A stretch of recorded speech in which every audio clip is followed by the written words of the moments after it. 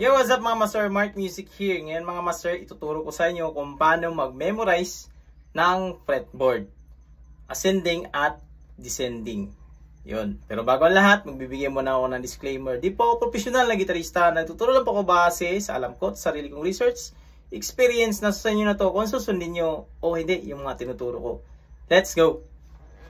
So dito na tayo mga master sa ating part 1 ng ating fretboard mastery mga master. So ito yun mga master. Bago tayo mag-proceed mga master pag-memorize ng mga nota dito sa ating frets, kailangan alam natin ito mga master.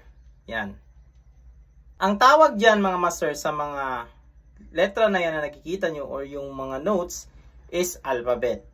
Yan ay tinatawag nating musical alphabet. Yung alphabet na yan mga master is para lang din tayong nag-memorize ng mga alphabet na sa school na tinuturo yung 26 letter na alphabet.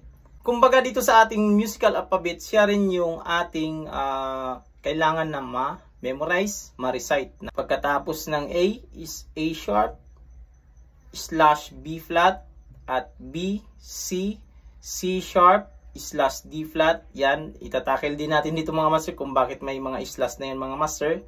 So, pag na-recite na yan mga master, yung 12 notes na yan mga master, is proceed na tayo dito sa ating fretboard mga master. Dito naman sa fretboard mga master, napakadali lang i-memorize yung mga nota. Pag tingin lang natin sa gitara, ganito is parang sobrang dami ng mga nota na yan, parang nakakalito.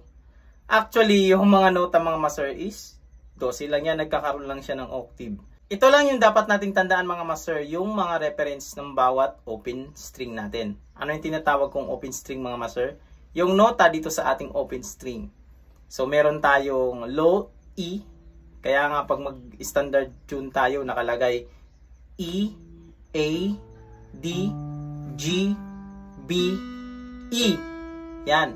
So, yung mga open notes na yan mga master or open string na yan, yan yung magtuturo sa atin. Kumbaga, siya na yung guide starting. Kumbaga, sa musical alphabet natin na 12 notes, ganyan din siya, naglo-loop lang kumbaga siya. Or dito tayo sa ating low E, nag-start tayo sa E. So, understood natin na yung ating first fret is F. Yan. So, ang i-memorize lang natin yan mga master is, galing tayo dito sa E, is i-memorize natin E to E.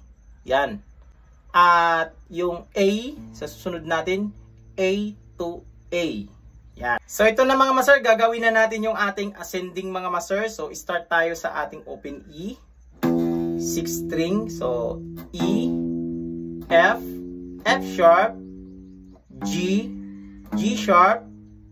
Then sunod natin gagawin mga master, ito mga master, iuusod lang natin yung ating index finger doon sa ating pangsunod na nota, yung ating A note dito sa ating 5th fret. So, iusod lang natin, angat lang natin yung tatlo, yung pinky, ring, at middle. Yan. So, A sharp, B, C, C sharp, D, D sharp, E. Yan. Ganyan yung gagawin natin mga master para mamamaximize na agad natin, magagamit na agad natin yung daliri natin. Hindi kagaya ng mag-memorize tayo na E, F, ganyan, yung isang daliri lang na inuusod. Pwede naman makamemorize ka, pero in a long run, magagamit at malaki yung pakinabang paggamit natin lahat ang ating daliri. Para pag gagamit na tayo ng skala, mabilis na lang natin, kumbaga, naka-exercise na rin yung ating daliri at mahalaga din yung down, up, down, up. At take note mga master, ginamit ko kanina is puro sharp. At nag-stop na ako dito sa 12th fret. Kasi dito mga master sa ating 13th fret is yan din yung repeat lang din doon sa ating 1st fret. So F, yan. F sharp, G, G sharp, so on so forth. So madali na lang itong maintindihan mga master yung susunod natin na fret. So hanggang 12th fret lang sa atin mga master. Understable na rin ito mga master. So dito naman tayo sa ating descending. Sa descending naman mga master, dito na natin magagamit yung ating mga flat. So mag-start na naman tayo dito sa pinky. Ganito ulit ang posisyon natin mga daliri. Yan. So ang mangyayari sa kanya is E, E flat. Yan, flat na yung gagawin natin kasi patras na tayo. D, D D flat. Then, yung index natin, yung pang last natin sa ating counting. So, iuusod natin yung ating pinky dito sa ating C note or sa 8th fret. So, ganito lang. Yan. Then, C, B, D flat, A. Usod ulit. A flat, G, G flat, F, A.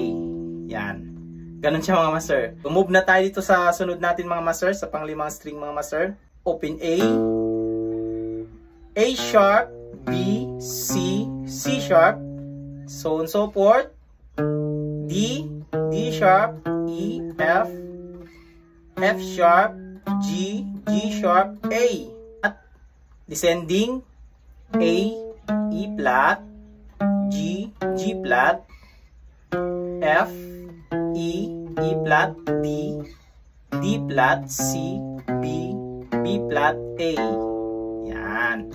So, dito na tayo sa ating fourth string. So, meron tayong open D, D, D sharp, E, F, F sharp, G, G sharp, A sharp, B, C, C sharp, D, D, D flat, C, B, B flat, A flat, G, G flat, F, E, E flat, D. Yan. Dito sa ating third string mga master is open G.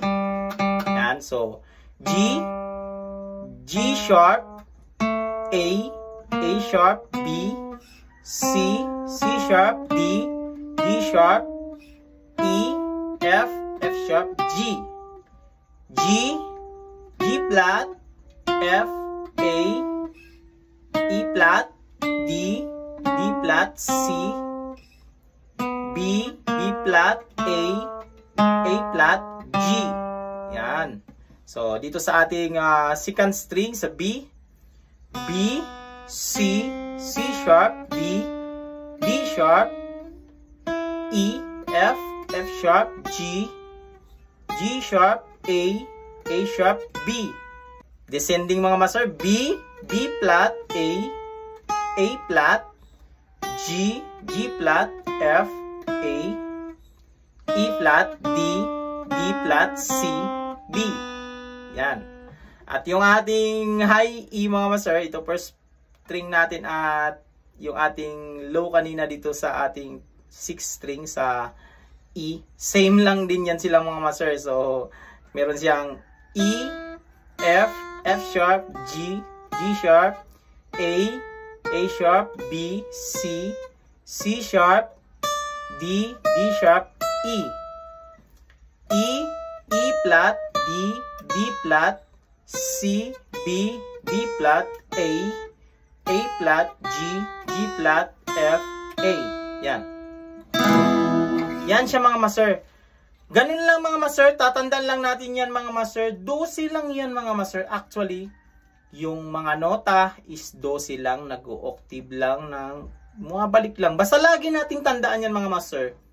Na kailanman hindi pwede na yung susunod sa C is F. Hindi siya pwede. Parang sa alphabet din, di ba? Yung C, sunod D. Ganon din yan dito sa ating musical alphabet. Hindi pwede na susunod sa ating G is B. So, sa G natin, understood na yung susunod sa kanya is G sharp or A flat. Yan. At ipaliwanag ko rin kung bakit G sharp, A flat, bakit? Pag dito tayo naka-reference, pag aabanti tayo, kaya siya tinawag na G dahil abante, sharp. At bakit tinawag din siyang A flat? Kasi pag galing naman tayo sa A, pag sinabing A flat, so A flat. Yan. Kaya meron niyang nakalagay na slash na nakalagay. Kahit sa mga keyboard natin yung itim, nakalagay C sharp slash D flat. Same lang yan dito sa gitara mga master. Kasi yung principle na yan, yung musical alphabet na yan is nagagamit yan hindi lang sa guitar fretboard. Lahat yan sa piano, keyboard, sa bass. Yan sa bass, parehong-pareho lang dito sa ating gitara.